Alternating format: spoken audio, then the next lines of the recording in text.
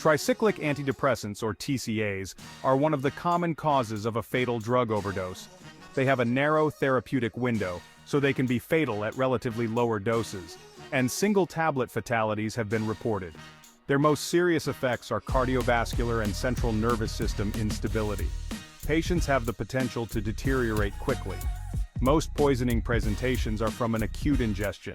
However, chronic poisoning can also present acutely. Tricyclic antidepressants have their toxic effects through action at four main receptors involving antagonism or inhibition at central and peripheral acetylcholine receptors, alpha-adrenergic receptors peripherally, noradrenaline and serotonin reuptake, and fast sodium channels in myocardial cells.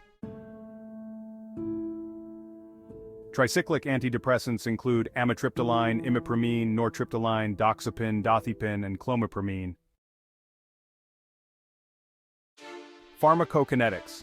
The onset of signs usually occurs within an hour of ingestion, and most within 6 hours.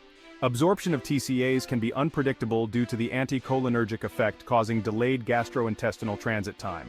Once absorbed, TCAs are widely distributed throughout the body, including the brain and heart. Following initial metabolism in the liver, TCA metabolites are renally excreted. Some metabolites have pharmacological activity equal to that of the parent drug, for example, dicipramine, the metabolite of imipramine. TCAs are highly protein-bound, which affects their distribution and elimination. The half-life of TCAs can vary significantly, influenced by factors such as age, liver function, and drug interactions. Patients requiring assessment include all patients with deliberate self-poisoning, any symptomatic patient, and asymptomatic patients with underlying cardiac or neurological disease. Doses greater than 5 mg per kilogram in children should be referred to the hospital. Patients with doses over 10 to 15 mg per kilogram should be intubated, ventilated, and given charcoal. Any patient whose developmental age is inconsistent with accidental poisoning should be considered for non-accidental poisoning. Risk assessment starts with taking a history. We need to know if the overdose was intentional or accidental, the amount ingested, and the time of ingestion. It's also important to identify any co-ingestants. For example, serotonin reuptake inhibitors may increase tricyclic levels in plasma and precipitate serotonin syndrome. Then we proceed to the examination. Symptoms based on toxidrome include myocardial sodium channel antagonism, which results in reduced cardiac contractility, and hypotension, widened QRS and ECG predisposing to ventricular tachycardia, and ventricular failure and prolonged QT. Inhibition of noradrenaline and serotonin reuptake leads to CNS depression or coma and seizures. Anticholinergic effects result in sinus tachycardia, vomiting, blurred vision, ataxia, delirium, urinary retention, and ileus. The antiadrenergic effect is vasodilation. Now, how to investigate TCA poisoning? TCA levels are useful if the diagnosis is in doubt, but they are not useful as a predictor of the outcome.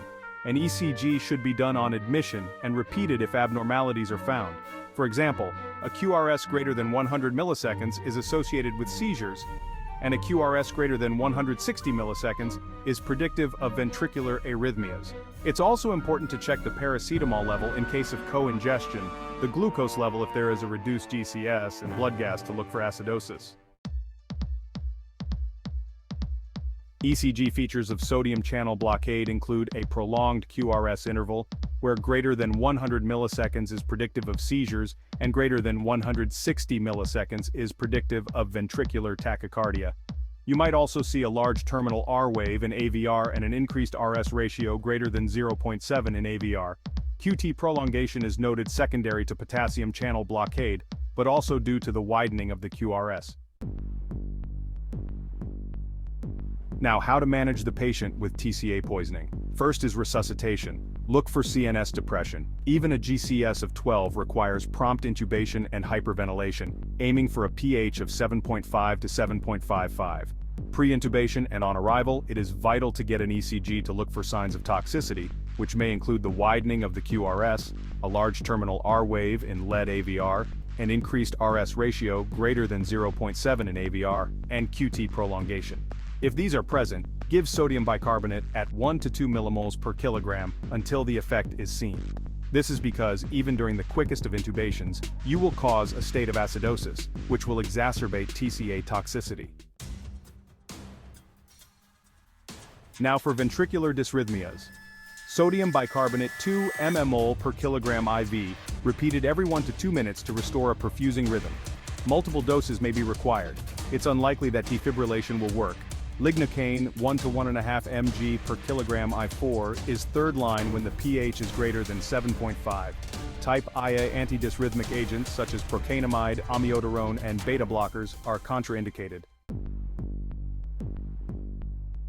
To control hypotension, a 20 ml per kilogram crystalloid bolus sodium bicarbonate 2 mmol per kilogram may restore a mean arterial pressure greater than 65. If this fails, adrenaline and noradrenaline infusions can be used, starting peripherally until a central line is inserted for higher doses. Note the risks of extravasation, which is the same as for push dose pressures and using metorominol or aramine. Make sure you have a big flowing peripheral line. The noradrenaline dose is 0.15 mg per kilogram in 50 ml D5W, administered at 1 to 10 ml per hour, which is 0.05 to 0.5 mcg per kilogram per minute.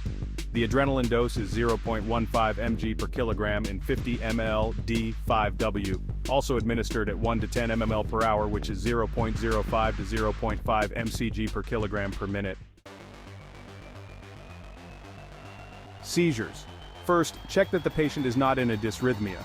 Seizures can be managed with benzodiazepines with varying doses found in textbooks. An easy method is 0.1 mg per kilogram IV for lorazepam, with a max of 4 mg, or midazolam, with a max of 10 mg, or diazepam, with a max of 10 mg. Alternatively, lorazepam can be used at 0.1 mg per kilogram, max 4 mg, diazepam at 0.15 mg per kilogram, max 10 mg, and midazolam at 0.2 mg per kilogram, max 10 mg. With TCAs, it is likely that sodium bicarbonate may be required if the patient is seizing to help alkalinize the serum and prevent further TCA crossing the blood-brain barrier. How to assess risk? Ingestion of more than 10 milligrams per kilogram is potentially lethal. Toxicity usually manifests within 2 hours, but any reported ingestion overdose requires at least 6 hours of observation.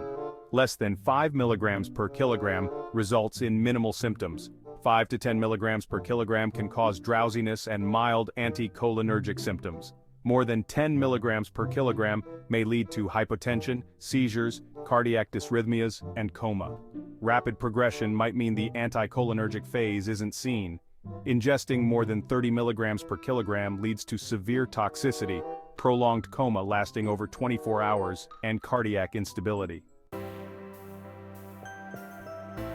Supportive care. If anticholinergic effects are present, monitor bladder volumes as retention may occur. Small doses of benzodiazepines might be required for agitation.